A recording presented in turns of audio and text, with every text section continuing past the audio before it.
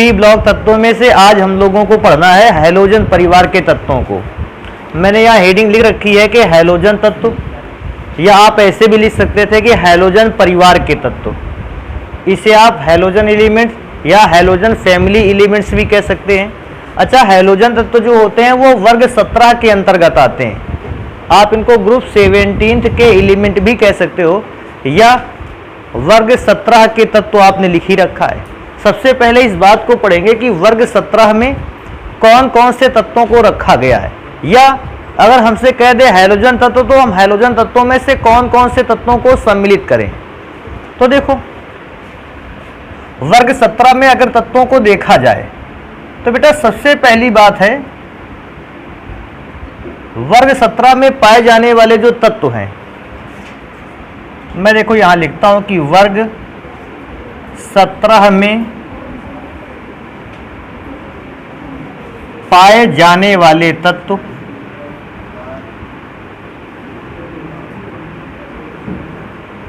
और बेटा वे जो तत्व हैं वो है एफ। एफ का मतलब जानते हो, फ्लोरीन। Cl का मतलब क्लोरीन।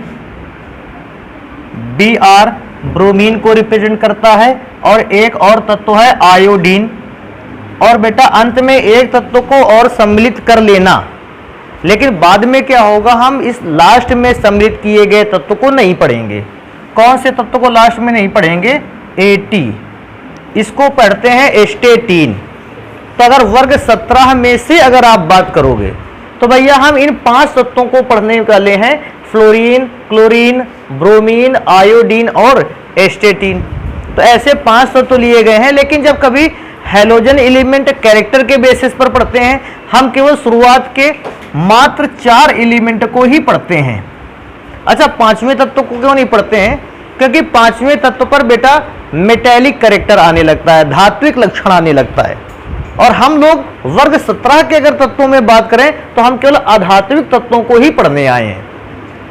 तो एक तो सबसे बड़ी बात याद रखोगे कि वर्ग 17 में कौन कौन से तत्व पाए जाते हैं, और दूसरा एक और बेटा कि हम लोगों ने इसका नाम लिखा था हैलोजन एलिमेंट। आखिर इसको हैलोजन एलिमेंट क्यों कहते हैं, तो इसका भी कारण देखो यहां लिखते हैं। अगर तुमसे पूछ लेता है कि वर्ग 17 के तत्वों को हैलोजन तत्व क्यों कहा जाता है, तो देखो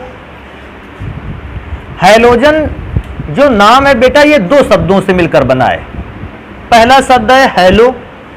हेलो का अर्थ जानते हो क्या है? हेलो का अर्थ होता है समुद्री लवण।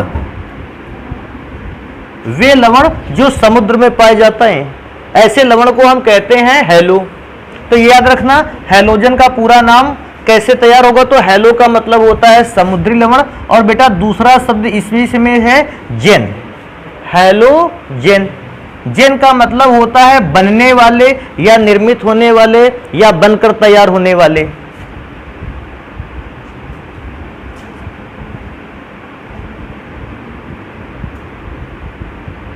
तो अगर कोई हमसे पूछेगा इनका नाम हैलोजन तत्व क्यों पाया गया, तो बताओगे जितने भी समुद्र में लवण पाए जाते हैं, सारे समुद्र में पाए जाने वाले सारे लवण में से आपको F, Cl, Br और I जैसे एलिमेंट आपको मिलेंगे। और क्योंकि समुद्र में पाए जाने वाले लवण में से आपको ये एलिमेंट मिलेंगे, इसलिए हमने इनका नाम रखा है हैलोजेन, जिसका हिंदी में अर्थ होता है समुद्री लवण से बनने वाले या समुद्री लवण से प्राप्त होने वाले तत्व। देखो एक मैं लवण बताता भी हूं, सबको पता होगा समुद्र में नमक पाया जाता है, और नमक का फॉर्मूला क्या होता है? NaCl। तो नमक एक ऐसा साल्ट है, एक ऐसा लवण है जिसमें देखो क्लोरीन पाया जा रहा है, और इसीलिए हमने क्लोरीन को भी क्या बोला है कि ये एक प्रकार का कौन सा तत्व है? हैलोजन तत्व। तो इस बात को याद रखोगे कि हैलोजन तत्व इससे क्यों कहा जाता है। अभी बात करेंगे एक और पर कि हैलोजन तत्वों का इलेक्ट्रॉनिक विन्यास कैसा होता है। तो भैया नेक्स्ट नंबर पे आ जाते हैं, या ऐसा समझ लो कि हम लोग भैया हेडिंग बनाने वाले हैं। अगली क्या हेडिंग बनाने वाले हैं कि इलेक्ट्रॉनिक विन्यास क्या होगा। और बेटा हैलोजन तत्वों का इलेक्ट्रॉनिक विन्यास सीखना बिल्कुल आसान है। पहली बात तो तुमको ये पता होना चाहिए कि हैलोजन तत्वों में से इन तत्वों का परमाणु क्रमांक कितना है। और परमाणु क्रमांक अगर याद हो गया तो बाकी सारी चीजें तो एक झटके में लिख डालोगे। जैसे पहला तत्व है F, दूसरा तत्व है Cl, तीसरा तत्व है Br और बेटा चौथा तत्व है I। चलो एस्टेटीन को भी सम्मिलित कर लेते हैं, AT। अगर इनमें से आपको परमाणु क्रमांक याद करने पड़े, भैया बस एक का परमाणु क्रमांक याद रखो, बाकी सब तत्वों के परमाणु क्रमांक के तो चक्कर में ही न पड़ो। किसी भी फैमिली से मात्र एक तत्व के परमाणु क्रमांक को तैयार करना होता है। जैसे मुझे पूरी हैलोजन की फैमिली में, अच्छा अगर मैं हैलोजन फैमिली कह देता हूं या वर्ग 17 के तत्व कह देते, प्रॉब्लम तो नहीं है कोई। तो भैया इसको ध्यान रखना। फ्लोरीन का परमाणु क्रमांक केवल याद रखना है, कितना होता है 9। अब इसके बाद क्लोरीन का निकालना है एक बार, तो भैया 8 जोड़ दो, 9 8 कितना हो जाता है 17। अब अगले एलिमेंट का अगर परमाणु क्रमांक और निकालना है तो फिर से एक बार क्या जोड़ दो 8, 17 और 8 सॉरी 17 में 18 जोड़ना है, और 18 जोड़ना है कितनी बार 2 बार। तो 17 में 18 जोड़ोगे बेटा तो हो जाएगा 35, और 35 में फिर से अगर 18 जोड़ दोगे तो 35 और 18 कितना होता है 43 53, और लास्ट में अगर 32 जोड़ दोगे तो बेटा हो जाएगा कितना 87, 32 85। तो 9 आया, 9 के बाद दूसरे का निकालना तो 8 जोड़ा 17, 17 और 18 होता है 35, 35 में फिर से एक बार 18 जोड़ दिया तो 53 हो गया, और 53 में अगर 32 जोड़ते हैं तो 3 2 5 और 5 2 32 जोड़ना है। हाँ ठीक तो है। देखो इलेक्ट्रॉनिक विन्यास दिखा दिया जाए। 9 का इलेक्ट्रॉनिक विन्यास करोगे बेटा 1s2 2s2 2p पे बेटा 6 इलेक्ट्रॉन रहते हैं, लेकिन जैसे ही मैंने 6 इलेक्ट्रॉन भरे मैंने देखा 2 इलेक्ट्रॉन यहां खर्च किए, 2 इलेक्ट्रॉन यहां खर्च किए 4, और 4 और 6 कितने हो गए 10, लेकिन हमारे पास थे कितने 9। तो भैया एक काम कर लो, यहां पर इलेक्ट्रॉनों की संख्या घटाकर कितनी कर दी जाए 5। एक को और करके दिखाएंगे। क्लोरीन का 1s2 2s2 2p6 3s2 और 3p के बाद आएगी बात कि कितना भरा जाए 5 इलेक्ट्रॉन। वैसे आप सबका इलेक्ट्रॉनिक विन्यास करने वाले भी नहीं है। किसका है देखो, इसको कैसे लिखेंगे, थोड़ा सा अपना भी दिमाग यूज करेंगे तब लिखेंगे। पहले तत्व का इलेक्ट्रॉनिक विन्यास का अंतिम सेल का इलेक्ट्रॉनिक विन्यास देखो 2s2 2p5। इस दूसरे तत्व के अंतिम कक्षा का इलेक्ट्रॉनिक विन्यास देखो 3s2 3p5। इस एलिमेंट पर चलेंगे और लास्ट सेल का इलेक्ट्रॉनिक विन्यास देखेंगे तो बेटा आएगा 4s2 और आएगा 4p5। देखो अगले नंबर पर आ जाते हैं। इसका करोगे तो बेटा इसका देखो 3s2 3p5 पे खत्म हुआ, 4s2 4p5 पे खत्म हुआ। इसको निपटाओगे चल के लास्ट में तो आएगा 5s2 5p5। और बेटा लास्ट वाले को अगर सॉल्व करोगे तो 6s2 6p5। अच्छा एक चीज इसमें से देख रहे हैं हम लोग कि हम लोगों ने जितने भी तत्वों का इलेक्ट्रॉनिक विन्यास किया जो हैलोजन फैमिली के एलिमेंट थे, इन पर एक चीज मैं देखता रहा, लास्ट सेल में जाते थे S पर 2 इलेक्ट्रॉन होते थे और P पर होते थे कितने इलेक्ट्रॉन 5। तो अगर कोई व्यक्ति हमसे ऐसा पूछ लेता है कि हैलोजन तत्वों का सामान्य इलेक्ट्रॉनिक विन्यास क्या होगा, सामान्य इलेक्ट्रॉनिक विन्यास, तो बेटा सामान्य इलेक्ट्रॉनिक विन्यास देखो कैसे लिखेंगे।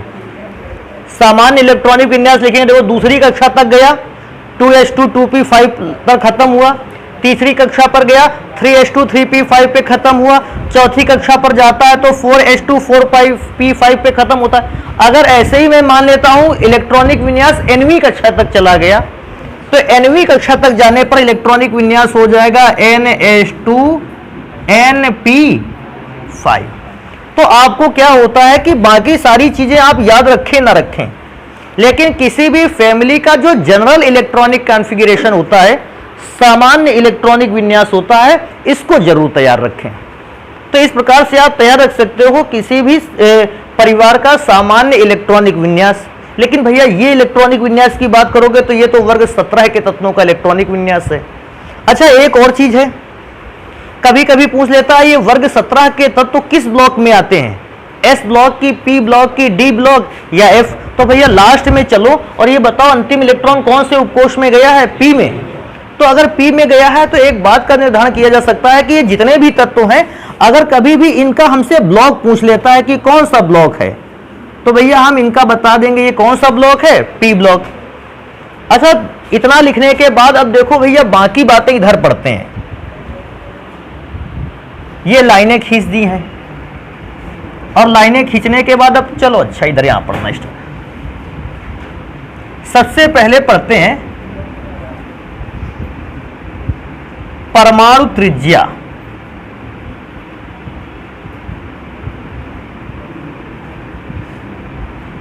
देखो इसको ध्यान रखना, हमेशा गड़बड़ मत करना। परमाणु त्रिज्या हमने हेडिंग जरूर डाल दी है, लेकिन कभी कभी क्या है, परमाणु त्रिज्या को परमाणु का आकार भी कहते हैं। तो अगर आपके क्वेश्चन में पूछ ले परमाणु का आकार, तो इसका मतलब है कि आपको परमाणु त्रिज्या वाला ही आर्टिकल बता देना है। पहली बात क्या याद रखो कि किसी भी आवर्त सारणी में अगर कोई भी आवर्त पकड़ते हो और आप बाएं से दाएं चलते हो, तो बाएं से दाएं चलने पर देखो वर्ग संख्याएं ऐसी मिलती हैं, 1 2 3 4 5 डैश डैश डैश, लास्ट में आता है 16 17 और 18। 18वां परिवार तो देखो अक्रिय तत्वों का, इसको छोड़ दो पूरा का पूरा। अगर ध्यान से देखें तो बाएं से दाएं चलने पर किसी आवर्त में वर्ग 17 का परिवार आता है सबसे लास्ट में। कहोगे सर जी 18 आता है, अक्रिय तत्वों के परिवार को अगर छोड़ दिया जाए तो वर्ग 17 का जो परिवार आता है वो बाएं से दाएं चलने पर आता है सबसे लास्ट में। और आपने इस बात को पढ़ा है कि बाएं से दाएं चलने पर परमाणुओं का आकार लगातार क्या होता है, घटता है। तो अगर लगातार घटेगा तो वर्ग 17 के तत्वों का आकार लगातार घटते हुए सबसे कैसा हो जाएगा, छोटा। तो एक बात याद रखना है, अन्य सभी परिवार के तत्वों या अन्य सभी वर्ग के तत्वों की अपेक्षा वर्ग 17 के तत्वों के परमाणुओं का जो आकार होता है या उनके परमाणुओं की जो त्रिज्या होती है वो कैसी होती है, कम होती है। तो एक तो ये बात भैया बिल्कुल दिमाग में भर के रख लेना है, क्योंकि आपने क्लास 10th पर या फर्स्ट ईयर पे भी पढ़ा है कि किसी आवर्त में बाएं से दाएं चलने पर परमाणु की त्रिज्या घटती है। तो भैया दाईं ओर ही होता है वर्ग 17, तो बाएं से दाएं चले तो आकार घट गया अर्थात त्रिज्या घट गई। तो एक पहली बात तो ये लिख कर आनी है, क्या लिख कर आनी है,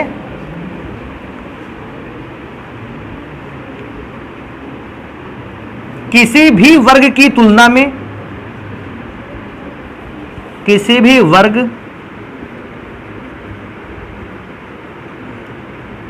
की तुलना में वर्ग 17 के तत्वों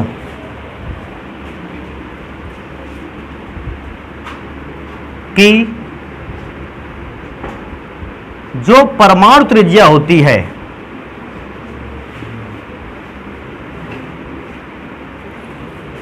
सबसे कम होती है।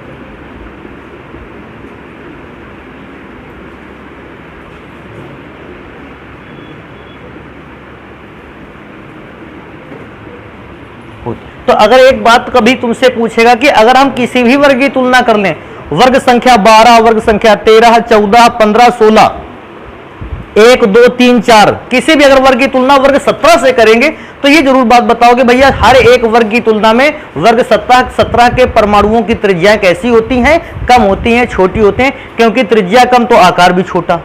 हाँ, कोई व्यक्ति ऐसा भी पूछ सकता है क्या कोई कारण है, तो देखो उसको कारण भी दे सकते हो, मैं यहां लिखे देता हूं। इसका क्या कोई कारण है कि परमाणु की त्रिज्या सबसे छोटी होती है? तो भैया इसका कारण अगर पूछने की बात कहता है तो कहता है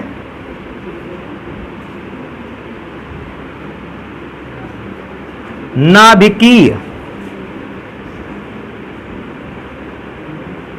आकर्षण बल, नाभिकीय आकर्षण बल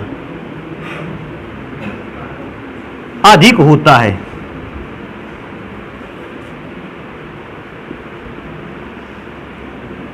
तो अगर ये बात बता दोगे तो ज्यादा बेटर रहेगा उस समय। अगर कोई पूछ लेता आखिर क्यों वर्ग 17 के तत्वों की त्रिज्याएं सबसे छोटी होती हैं, बताओगे क्योंकि वर्ग 17 के तत्वों में मैं ये देखता हूं कि उसमें से नाभिक का द्वारा लगाया गया जो आकर्षण बल होता है वो अपेक्षाकृत कैसा रहता है, ज्यादा। अच्छा पूछता है नाभिक में द्वारा लगाया गया आकर्षण बल ज्यादा क्यों होता है? क्योंकि अपने ग्रुप अपने अगर उसको देखा जाए आवर्त में इसी के पास लास्ट में सबसे ज्यादा प्रोटॉन हो जाते हैं। अगर सबसे ज्यादा अपने आवर्त में चला और अपने आवर्त में चलते चलते लास्ट में पहुंचे क्लोरीन पर या 17 के एलिमेंट पर और देखा कि या 17 के एलिमेंट पर जो है वो वहां पर प्रोटॉनों की संख्या तो बहुत ज्यादा है। अगर प्रोटॉनों की संख्या बहुत ज्यादा है तो बेटा वो नाभिकीय आकर्षण बल भी बहुत ज्यादा लगाएगा, और जितना ज्यादा नाभिकीय आकर्षण बल लगाएगा, नाभिकीय आकर्षण बल देखो होता कहां है, ये है नाभिक, और नाभिक के चारों ओर ये बनी है कुछ वृत्तीय कक्षाएं जहां पर इलेक्ट्रॉन लगा रहा है चक्कर। अगर नाभिक आकर्षण बल को बढ़ाएगा, सोचो केंद्र अगर आकर्षण बल को बढ़ाएगा तो वो इलेक्ट्रॉन को कहां की ओर खींचेगा? अंदर की ओर। भैया अगर नाभिक अगर आकर्षण लगाएगा तो वो सारी क्लासेस को कहां की ओर खींच रहा होगा? अंदर की ओर। अगर सारी क्लासेस को अंदर की ओर खींच रहा होगा तो अंदर की ओर खिंचाव में परमाणु का आकार कैसा हो जाएगा? छोटा। तो ये तुमको बता देना है। अगर कोई व्यक्ति कहे आखिर क्यों ऐसा हो जाता है कि वर्ग 17 के तत्वों के आकार सबसे छोटे हो गए, तो उसको बताओ भैया नाभिकीय आकर्षण बल अधिक हो गया था। अच्छा एक और बात याद रखो, ये तो पहली बात तुमने बता दी, तुमने अभी तुलना की है वर्ग 17 के तत्वों की अन्य वर्ग के तत्वों से। अब मैं करता हूं बात की वर्ग 17 के ही तत्वों में आकार की बात कह दे तो किसका आकार बड़ा होगा, किसका आकार छोटा? तो देखो वर्ग 17 के तत्वों की ही तुलना कर लेते हैं। अच्छा सबसे पहले बताओगे फ्लोरीन का। देखो छोटा सा बना रहे हैं, फ्लोरीन है ये। फ्लोरीन का नाभिक हो गया, नाभिक के चारों ओर कितनी कक्षाएं हैं? 2। देखो पहली कक्षा ये और दूसरी कक्षा ये, तो पहली कक्षा दूसरी कक्षा, ये हो गया फ्लोरीन की त्रिज्या, ध्यान रखना भी। अच्छा क्लोरीन में कितनी कक्षाएं हैं? 3। तो क्लोरीन में चले आओ इधर भैया, ये क्लोरीन का हो गया नाभिक और बड़ा नाभिक बना लेते हैं। और क्लोरीन के नाभिक के चारों ओर कितनी कक्षाएं? 3। वैसे तो कक्षाएं मुझे पूरी वृत्ताकार बनानी चाहिए, लेकिन हम समझने के लिए केवल एक ही ओर बना रहे हैं। अब सोचो ये दूसरी कक्षा गई है तो ये यहां तक आकार लेके गई होगी, और ये तीसरी कक्षा गई है तो ये आकार और बड़ा करके गई होगी। अच्छा चले और आगे की ओर जाओ, ब्रोमीन पर कक्षाएं कितनी होंगी? 4। तो नाभिक उसके चारों पहली, दूसरी और तीसरी, और इसके बाद चौथी कक्षा, तो परमाणु का आकार और भी कैसा हो जाएगा? बड़ा। और मैं तो कहता हूं ब्रोमीन नहीं, आयोडीन में तो 5 कक्षाएं बनाओगे, आकार और भी बड़ा। और स्टेटिन में चले जाओगे तो कितनी कक्षाएं बनाओगे? 6। इसका मतलब इसका आकार तो सबसे बड़ा होने वाला है। तो एक काम कर लेते हैं, अगर आकार की बात हमको पता चल गई है तो हम यहां पर लिख ही लेते हैं कि वर्ग 17 के तत्वों में ऊपर से नीचे की ओर आने पर तत्वों के आकार लगातार क्या होते हैं? बढ़ते हैं। तो लिखते हैं, देखो वर्ग 17 के तत्वों में फ्लोरीन से एस्टेटीन की ओर आने पर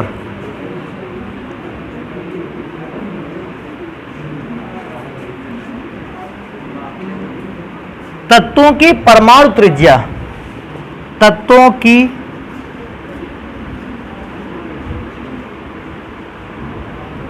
परमाणु त्रिज्या में वृद्धि होती है। चाहे बेटा परमाणु त्रिज्या में वृद्धि कह दे और चाहे कह दे परमाणु के आकार में, जब भी किसी परमाणु की त्रिज्या बढ़ेगी उसका आकार भी बढ़ जाएगा। वृद्धि होती है। हां कभी कभी इसका भी पूछ लेता है कि वर्ग 17 में जब आप फ्लोरीन से एस्टेटीन की ओर आए, आखिर परमाणु की त्रिज्या में क्यों वृद्धि हो गई? तो देखो जब परमाणु की त्रिज्या में वृद्धि का अगर हमसे कारण लिखवा लेता है, ध्यान देना बेटा, कारण देखो क्या हुआ। इसमें नाभिक के चारों कितनी सेल थी? 2। इसमें नाभिक के चारों ओर 3 वृत्तीय कक्षाएं, 4, 5, 6, लगातार ऊपर से नीचे जब आया आपने देखा वृत्तीय कक्षाओं की संख्या क्या हो रही है? बढ़ रही है। और वृत्तीय कक्षाओं की संख्या बढ़ने के कारण परमाणु का आकार भी क्या हो गया? बढ़ गया। तो हम वहां देखो कारण बताएंगे। क्या कारण बताएंगे कि वृत्तीय कक्षाओं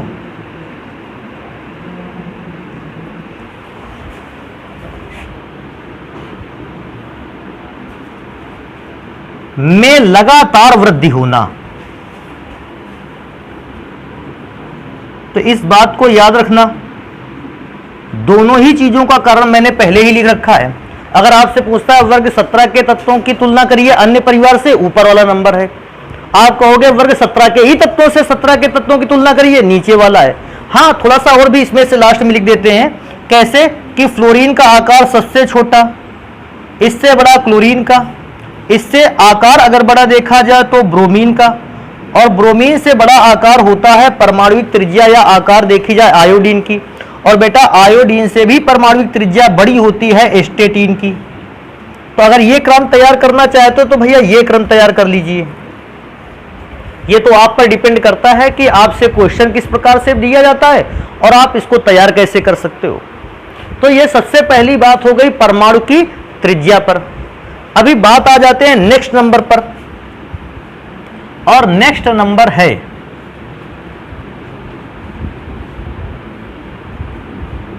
आयनन विभव।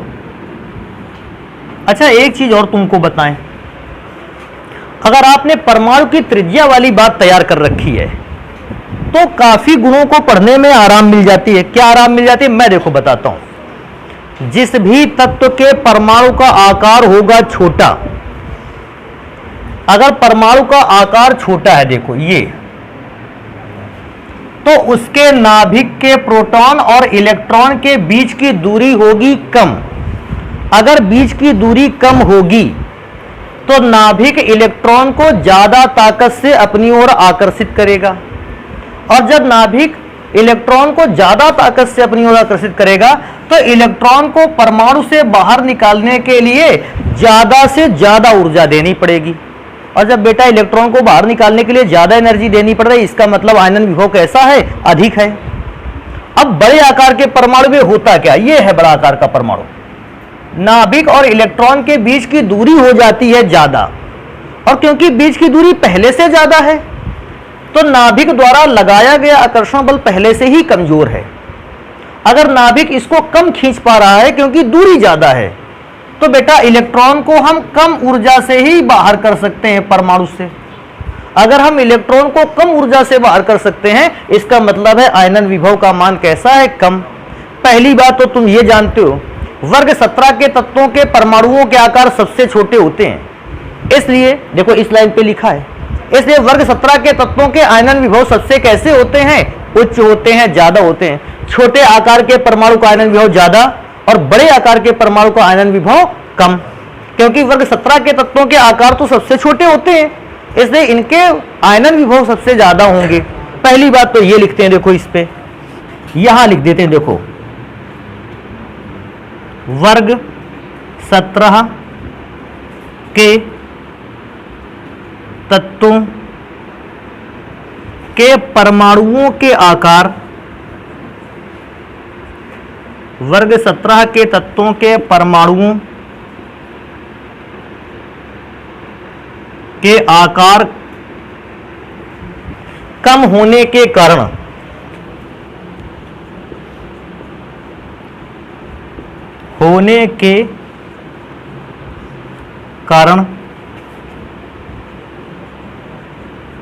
इनके आयनन विभव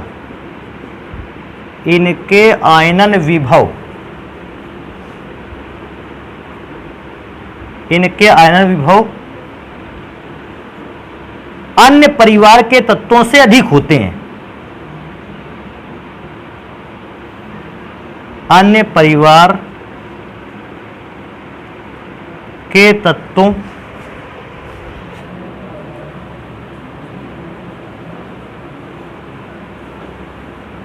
से अधिक होते हैं। लेकिन यार हमारी बात तो अधूरी रह गई। क्या अधूरी रह गई, हमने वर्ग 17 के तत्वों की तुलना बाकी परिवार के तत्वों की तो तुलना से कर दी कि वर्ग 17 की तुलना 16 से कर दी, 15 से कर दी, 14 से कर दी, 13 से कर दी, लेकिन वर्ग 17 में तो स्वयं कई तत्व हैं, हम इनकी भी तो तुलना आपस में कर लें। तो बेटा इनकी तुलना अगर करने जाओगे तो तुम्हें बहुत अच्छे ढंग से ये बात पता है, फ्लोरीन का आकार सबसे छोटा है। सोचो अगर आकार फ्लोरीन का छोटा है तो इसके नाभिक और बाहरी कक्षा के इलेक्ट्रॉन के बीच की दूरी कैसी है, अगर बीच की दूरी कम है तो दोनों के बीच लगने वाला आकर्षण बल कम की ज्यादा? ज्यादा। तो इलेक्ट्रॉन को बाहर निकालने के लिए ऊर्जा भी कैसी चाहिए? ज्यादा ही चाहिए। अगर ऊर्जा ज्यादा चाहिए इसका मतलब आयनन विभव भी कैसा होगा? कम। तो अगर परमाणु का आकार जब पता है आपको तो आयनन विभव की गणना भी आसानी से की जा सकती है। तो इसको ध्यान रखोगे, फ्लोरीन का आयनन विभव सबसे ज्यादा, और जैसे ही नीचे की ओर आते चले जाएंगे, नीचे की ओर आते चले जाएंगे, परमाणु का आकार बढ़ता जाएगा, और परमाणु का आकार बढ़ने के साथ साथ आयनन विभव का मान धीरे धीरे धीरे धीरे घटने लगता है। तो एक काम करते हैं, इसको जल्दी से नोट करते हैं। अभी वर्ग 17 के तत्वों में स्वयं तो गुणों को पहचान लिया जाए, इसके जल्दी से इसको नोट कर डालो। अच्छा, एक काम कर लिया जाए आयनन विभव पढ़ने से पहले, ये जरूर काम कर लिया जाए। देखो, हम परमाणुओं के आकार यार बना लेते हैं पहले से।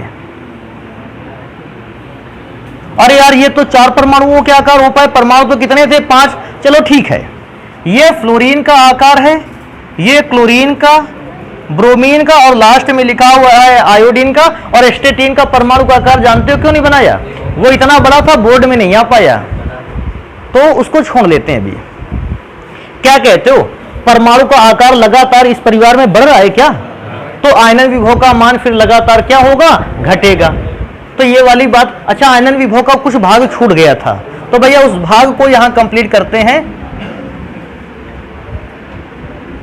वर्ग 17 के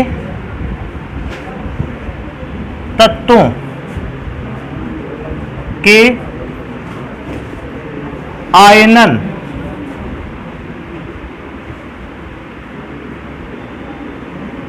विभव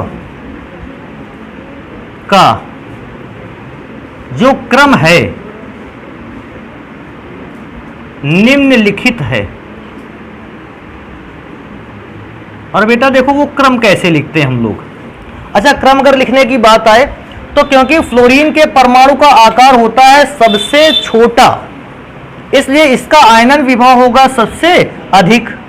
अच्छा, इसके बाद आता है क्लोरीन, फिर इसके बाद आता है ब्रोमीन, और बेटा इसके बाद आता है आयोडीन, और एक परमाणु मैं कह रहा था कि जगह नहीं बची है और इसलिए मैंने उसको नहीं लिखा था, एस्टेटीन। हालांकि कुछ देर बाद हम एस्टेटीन को भूल जाएंगे, उसको गायब कर देंगे। अभी भी कुछ गायब कर दिया है वहां से, लेकिन अभी और भी इसको हटा देंगे, इन कंपेयर से भी हटा देंगे, क्योंकि कंपेयर जो है वो ज्यादातर तक इन पे एस्टेटीन पर रहने वाला नहीं है। अब इसके बाद आ जाते हैं नेक्स्ट हेडिंग पर, आयनन विभव को तो हमने पढ़ डाला।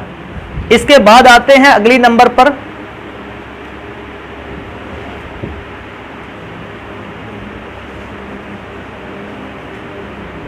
आयनन। आयनन न लिखो, इसको ऐसे लिख लो,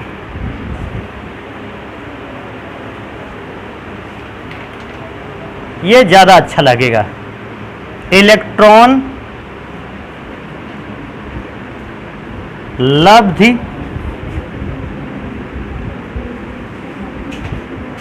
एंथैल्पी।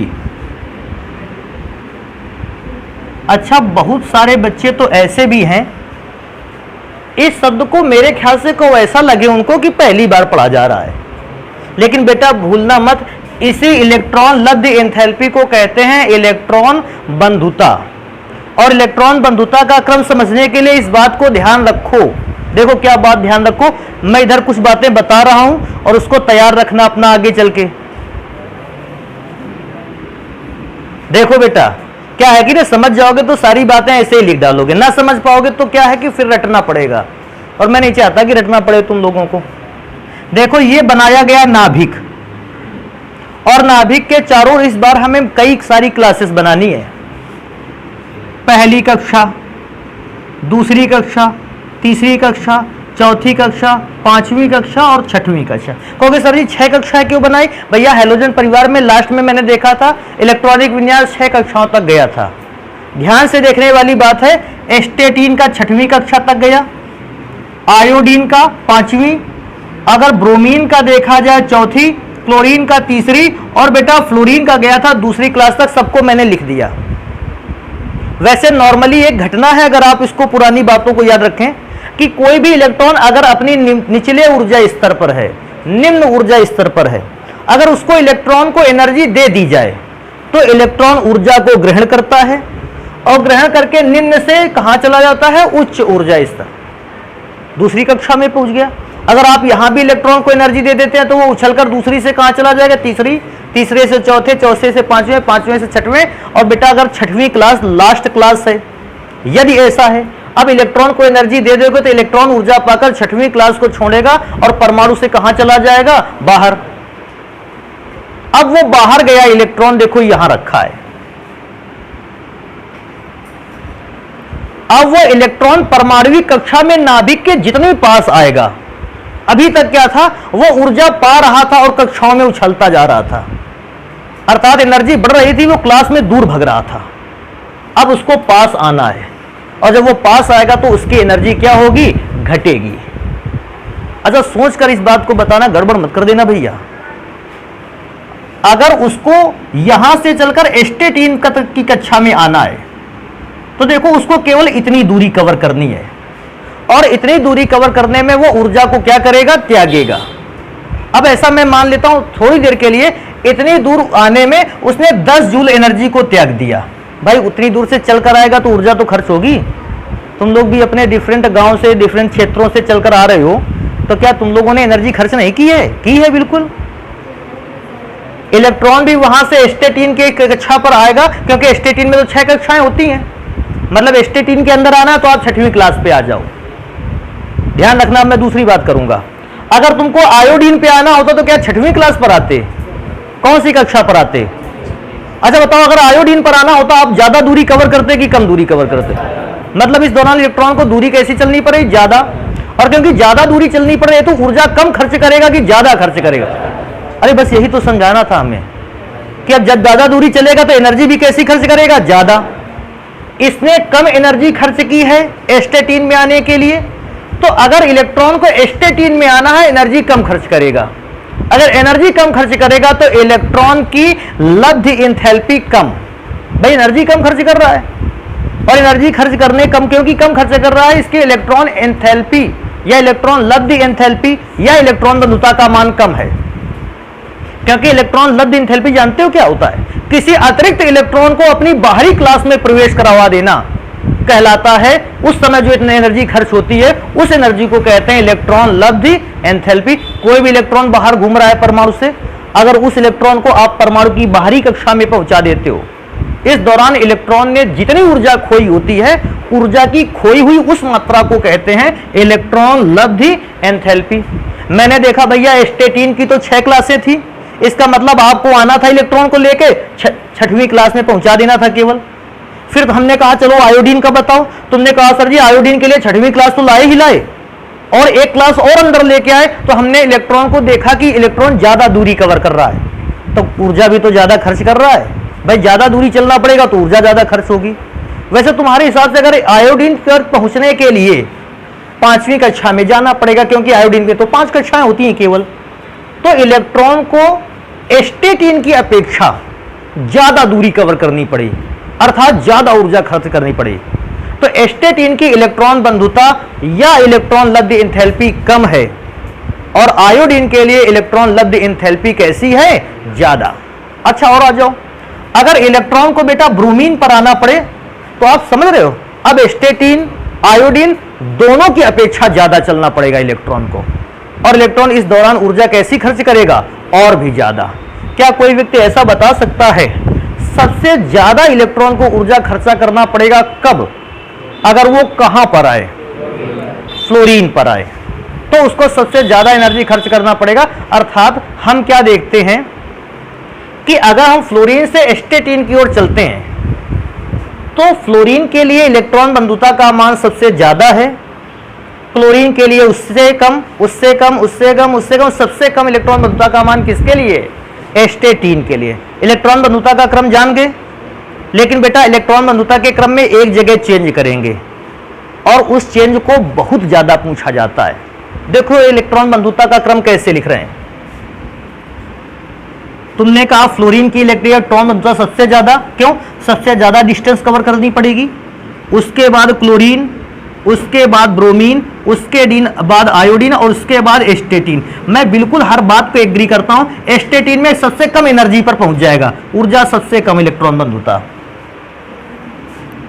और भी ज्यादा लास्ट में ये सिंबल बना दिया। अब कोई सर ये गड़बड़ कर दिया आपने, आपको सिंबल करना चाहिए ये वाला, क्योंकि फ्लोरीन सबसे ज्यादा दूरी पर है। लेकिन बेटा मैं बताऊं, फ्लोरीन की इलेक्ट्रॉन बंधुता कम होती है क्लोरीन की अपेक्षा। बाकी सारा क्रम अच्छा चल रहा है, ये लास्ट का क्रम गड़बड़ है।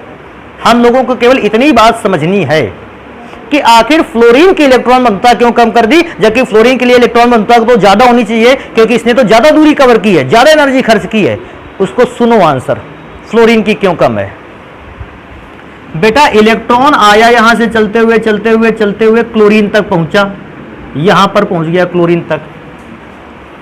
जैसे ही क्लोरीन तक पहुंचा electron, fluorine high electronegative element है। इस दुनिया में फ्लोरीन के जितने इलेक्ट्रॉन को खींचने की क्षमता किसी दूसरे तत्व में, तो जैसे ही फ्लोरीन के पास अब इलेक्ट्रॉन, यहां तो क्लोरीन पर है, लेकिन जब क्लोरीन से अंदर की ओर आता है तो भैया ऐसे सिचुएशन पे फ्लोरीन की, क्योंकि इलेक्ट्रॉन को खींचने की क्षमता सबसे ज्यादा है, अब इलेक्ट्रॉन ऊर्जा त्यागे चाहे ना त्यागे, इलेक्ट्रॉन चाहे ऊर्जा त्याग भी दे और या ना भी त्यागे, लेकिन फ्लोरीन इतना ज्यादा इलेक्ट्रॉन को आकर्षित करने की क्षमता रखता है कि इलेक्ट्रॉन ऊर्जा खर्च किए बिना ही फ्लोरीन उसको खींच लेगा अपनी कक्षा पर। कहेगा तुम ऊर्जा को खर्च ना करो, अब हम तुमको बिना ऊर्जा खर्च किए क्या कर लेते हैं, खींच लेते हैं। अर्थात वो यहां से यहां आने तक एनर्जी को खर्च नहीं करेगा। अब तो ये वाली बात होगी कि बेटा तुम चले आओ हमारे गांव के किनारे तक आ जाओ, तुम अपनी एनर्जी वहां तक खर्च करना, इसके बाद हम मोटरसाइकिल लेके आ जाएंगे और तुमको लिवा जाएंगे। तुम्हारी एनर्जी न खर्च होगी हमारे गांव के कहां तक, किनारे तक। तो भैया इसको भी बुलाया कि तुम क्लोरीन के किनारे तक कैसे पहुंच जाओ। इसके बाद बाकी ड्यूटी फ्लोरीन की है कि वो इलेक्ट्रॉन को खींच के अपने पास क्या कर लेगा, रख लेगा। इसलिए फ्लोरीन में फिर एनर्जी कैसी लगी, कम, क्योंकि वो डिस्टेंस उसने कवर ही नहीं करने दी।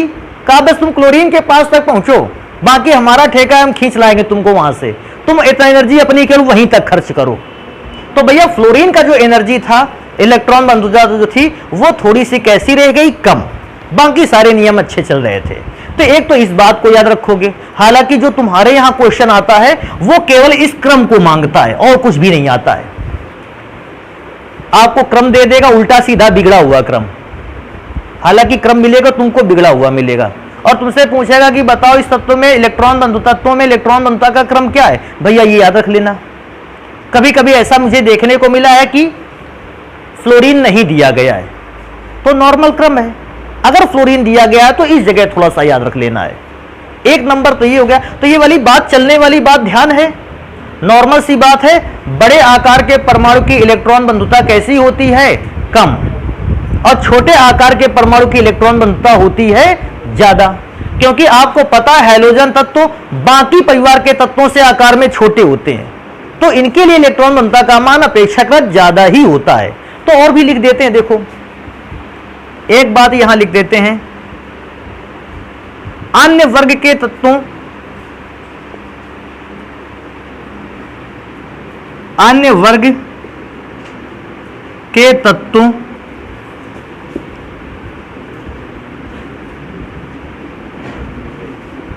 की तुलना में, मतलब अन्य वर्ग के तत्वों की तुलना का मतलब अगर हम 17 वर्ग के तत्वों की तुलना 16, 15, 14, 13 इनसे किसी करें तो अन्य वर्ग के तत्वों की तुलना में वर्ग 17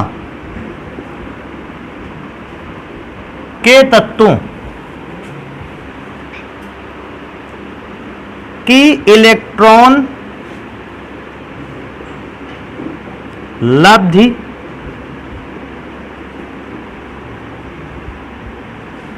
इंथैल्पी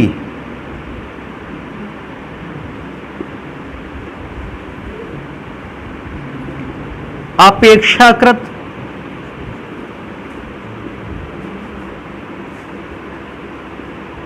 अधिक होती है। और बेटा हाँ, उसका का देखो तो तुम जान गए थे क्रम। इसका अगर पूछे कि बताओ अन्य वर्ग के तत्वों में वर्ग 17 के तत्वों की इलेक्ट्रॉन लब्धि एंथैल्पी क्यों अधिक होती है, तो बताओगे वर्ग 17 के तत्वों का आकार कैसा है, छोटा, और आकार अगर छोटा है तो इलेक्ट्रॉन को डिस्टेंस कैसी कवर करनी पड़ेगी, ज्यादा। तो इसको ध्यान रखो। चाहे लिख दो परमाणु का आकार छोटा होने के कारण, और चाहे आप ये वाली बात तो भी तो लिख सकते हो, परमाणु त्रिज्या कम होने के कारण। तो आप इस बात को याद रखोगे, इलेक्ट्रॉन लब्ध एंथैल्पी का अगर कभी भी क्वेश्चन आ जाएगा भैया इसको तैयार रखोगे। अगले नंबर पर आ जाते हैं ऑक्सीकरण संख्या।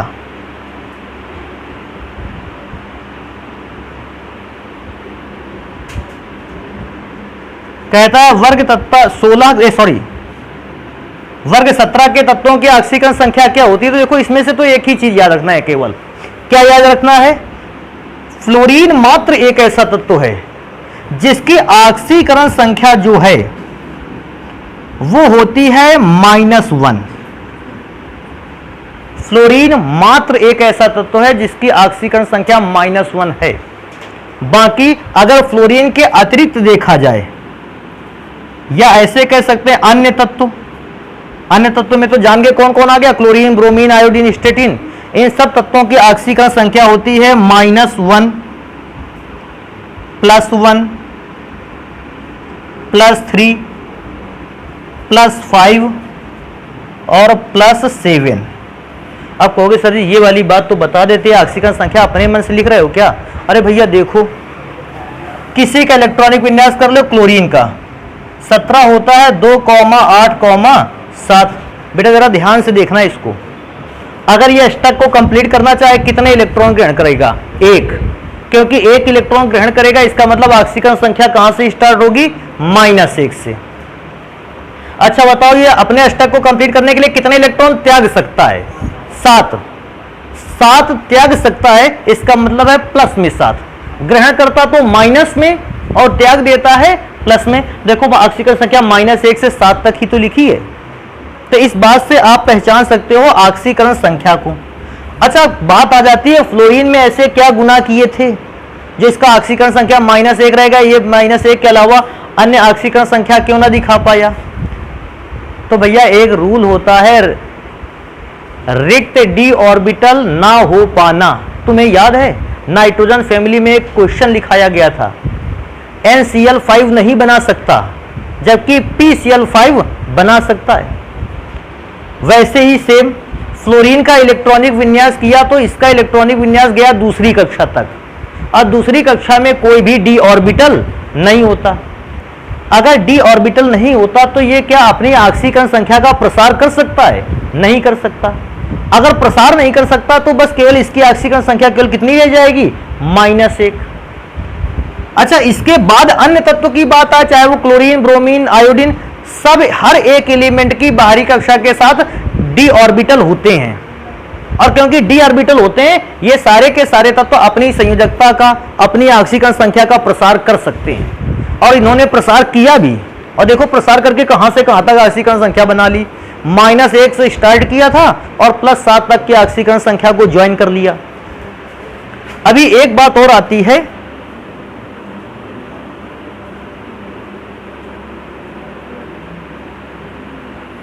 संयोजकता। कहता है कि वर्ग 17 के तत्वों की संयोजकता क्या होती है। भैया वर्ग 17 के तत्वों की प्रमुख संयोजकता,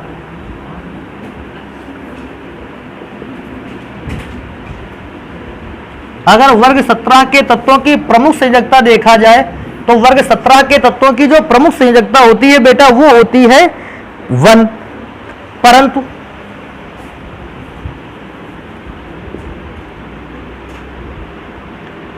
फ्लोरीन के अतिरिक्त अर्थात फ्लोरीन के अलावा अन्य तत्वों में से फिर से वही आ गए, फ्लोरीन, क्लोरीन, ब्रोमीन, एस्टेटिन। अन्य तत्व 1, 3, 5, 7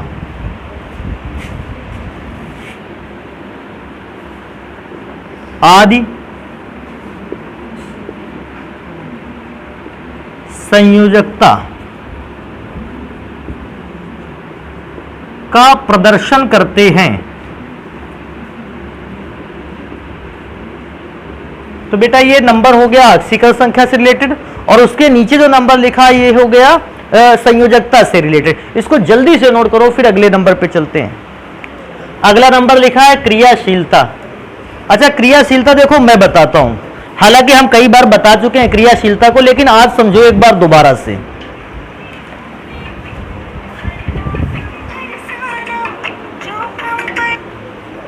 क्या बात बता चुके हैं? कोई भी तत्व अभिक्रिया तब करता है, एक तत्व तब अभिक्रिया करता है जब वो अपने अंदर से या तो इलेक्ट्रॉन को त्याग दे और या तो किसी इलेक्ट्रॉन को वो क्या कर ले, ग्रहण कर ले। एक तत्व तो दो अवस्थाओं पर ही अभिक्रिया कर सकता है, या तो तत्व इलेक्ट्रॉन को त्याग दे तो अभिक्रिया कर लेगा, या तत्व इलेक्ट्रॉन को क्या कर ले, ग्रहण कर ले तो अभिक्रिया कर लेगा। लेकिन त्यागना और ग्रहण करना भी हर एक की बस की बात नहीं है। त्यागने का काम करते हैं कौन? धातु, और ग्रहण करने का काम करते हैं अधातु। अच्छा, दूसरी एक तो ये वाली बात हो गई कि अगर किसी एक एलिमेंट सिंगल की बात आएगी तो वो अभिक्रिया तब करेगा जब वो इलेक्ट्रॉन को त्यागेगा या फिर ग्रहण करेगा।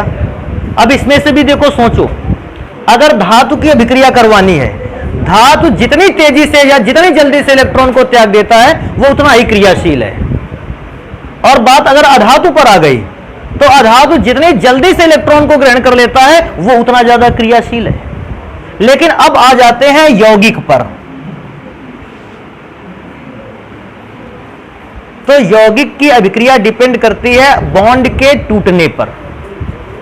कोई भी यौगिक जितनी जल्दी अपने पुराने बॉन्ड को तोड़ लेता है और नए बॉन्ड को बनाना स्टार्ट कर देता है, भैया जब तक पुराना बॉन्ड टूटेगा नहीं नया बनेगा भी नहीं। तो अगर कोई भी यौगिक की अभिक्रिया को ढूंढते चले हो तो इतनी बात याद रखो कि जब कोई यौगिक अपने पुराने बॉन्ड को तोड़ेगा भैया तभी उसकी अभिक्रिया होगी, क्योंकि पुराना बॉन्ड टूटेगा नया बॉन्ड बनेगा, अभिक्रिया होगी। कहोगे सर जी हमको ये वाली बात समझ में नहीं आ रही, एक एग्जाम्पल देखो और समझो। क्या तुमने हाइड्रोजन गैस का सूत्र सुना है और तुमने ऑक्सीजन का? क्या कोई व्यक्ति ये बता सकता है हाइड्रोजन और ऑक्सीजन के संयोग से कौन सा पदार्थ बनता था? जल। तुमने तो देखा, कहा कि सर जी हमको पता है हाइड्रोजन गैस ने ऑक्सीजन गैस से अभिक्रिया कर ली और जल बना लिया। लेकिन बेटा जानते हो वास्तव में हमने क्या इस पर समझा? देखो, हाइड्रोजन गैस का संरचना सूत्र यही तो होता है। हाइड्रोजन के बीच में कौन सा बॉन्ड था? सिंगल। ऑक्सीजन और ऑक्सीजन के बीच कौन सा बॉन्ड था? डबल। हाइड्रोजन ऑक्सीजन पर के पास गया और उसने हाइड्रोजन और ऑक्सीजन के बॉन्ड क्या हो गए? टूट गए। और जैसे ही हाइड्रोजन और ऑक्सीजन के बॉन्ड टूटे एक नया बॉन्ड बना, HOH। अब इसको देखने से देखो क्या पता चला। अच्छा बेटा बताओ, पहले H और H के बीच बॉन्ड था, क्या अब H और H के बीच बॉन्ड है? इसका मतलब वो बॉन्ड टूट गया। पहले O और O के बीच बॉन्ड था, क्या अभी O और O के बीच बॉन्ड है? नहीं, वो भी टूट गया। इसका मतलब इन दोनों की अभिक्रिया हुई तो पुराने बॉन्ड टूट गए। तो इसका अर्थ है कोई भी पदार्थ अभिक्रिया तभी करता है जब वो अपने पुराने बॉन्ड को क्या कर देता है? तोड़ देता है। और जब बच्चों को यह भी बात समझ में नहीं आती है तो एक और बात हम उनको बताते हैं। H2 और Cl2 की अभिक्रिया से एक पदार्थ बनता है जिसका नाम है 2HCl। अब देखना, H2 पर देखा जाए तो H और H के बीच कौन सा बॉन्ड होता है? सिंगल। Cl2 के बीच की देखा जाए Cl और Cl के बीच कौन सा बॉन्ड होता है? सिंगल। अब जब दोनों की अभिक्रिया हुई तो हुआ क्या? H और H के बीच का ये बॉन्ड टूट गया, Cl और Cl के बीच का ये बॉन्ड टूट गया। और जानते हो बॉन्ड कैसे बना? इसने ये बॉन्ड तोड़ा, इसने ये बॉन्ड तोड़ा और आपस में बॉन्ड बना लिया। देखो तैयार कैसे हुआ? H2 था, Cl2 था, इन्होंने अपने बॉन्ड तोड़ लिए। इस S ने अपना बॉन्ड तोड़कर Cl के साथ जुड़ दिया, इस S ने अपना बॉन्ड तोड़कर किसके साथ जुड़ दिया? Cl। तभी तो अभिक्रिया हुई। तो इससे यह साफ स्पष्ट है कि जब भी कोई पदार्थ अभिक्रिया करता है अपने बॉन्ड को, उसे क्या होना पड़ता है, तोड़ना पड़ता है। तो मैं क्या सोचता हूं, जो पदार्थ जितनी तेजी से बॉन्ड को ब्रेक कर सकता है उसकी क्रियाशीलता तो उतनी ज्यादा होनी चाहिए, और जो बॉन्ड को जल्दी से नहीं तोड़ पाता है उसकी क्रियाशीलता होनी चाहिए उतनी ही कम। और मैं तो कहता हूं अगर कोई पदार्थ ऐसा मिल जाए जो अपने बॉन्ड को कभी ना तोड़ पाए तो वो पदार्थ हो जाएगा अक्रिय, वो कभी क्रिया नहीं कर पाएगा।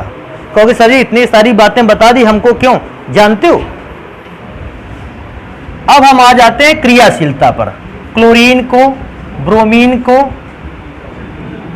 और एक छूट गया यार, फ्लोरीन को, और एक और याद रखेंगे आयोडीन को। अब देखो मैं कंपेयर करते समय अब एस्टेटिन को नहीं लिखेंगे, छोड़ेंगे, क्योंकि एस्टेटिन का कभी अब कंपेयर भी नहीं आएगा। अब दोनों को, इनको सबको ढंग से देखना। पहले कंपेयर इन दो पे चलेगी। जल्दी से वहां देखो, फ्लोरीन और क्लोरीन में किसके परमाणु का आकार बड़ा है?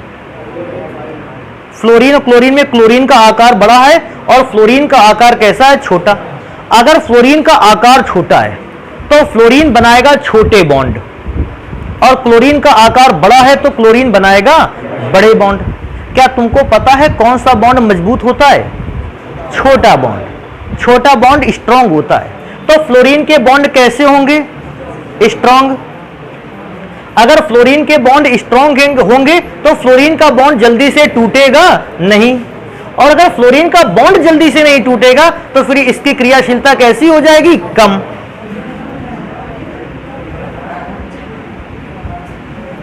अच्छा, इस क्रम में सबसे ज्यादा आयोडीन की क्रियाशीलता जानते हो क्यों है? क्योंकि आयोडीन के परमाणु का आकार कैसा है? बड़ा। एक ये आयोडीन, इसके बगल में एक आयोडीन, इन दोनों के बीच जो बॉन्ड बनेगा वो बनेगा बहुत ज्यादा लंबा। अगर बॉन्ड बड़ा है तो बड़ा बॉन्ड कैसा होता है? कमजोर, और कमजोर बॉन्ड जल्दी से टूट जाता है, और कमजोर बॉन्ड जितनी जल्दी से टूटता है विक्रिया भी उतनी जल्दी हो जाती है। क्योंकि आयोडीन के परमाणुओं का आकार बड़ा था, जल्दी से बॉन्ड टूटा और अभिक्रिया तेजी से हो गई, अत्यंत क्रियाशील। फ्लोरीन के परमाणु का आकार छोटा था, बॉन्ड छोटे बनाया, और छोटे बॉन्ड होते हैं मजबूत, जो आसानी से टूटे, और इसीलिए इनकी क्रियाशीलता कैसी रह गई? कम। तो क्रियाशीलता का ये अरेंजमेंट बहुत अच्छे ढंग से याद रखना। तो तत्व कब अभिक्रिया करता है जान गए? जब इलेक्ट्रॉन त्यागता है या क्या करता है? ग्रहण। लेकिन यौगिक तब अभिक्रिया करता है जब वो अपने बॉन्ड को क्या कर देता है? तोड़ देता है। तो बेटा भैया इसको लिख लेना, बाकी की घटनाओं को पढ़ेंगे फिर हम लोग अगली क्लास पे।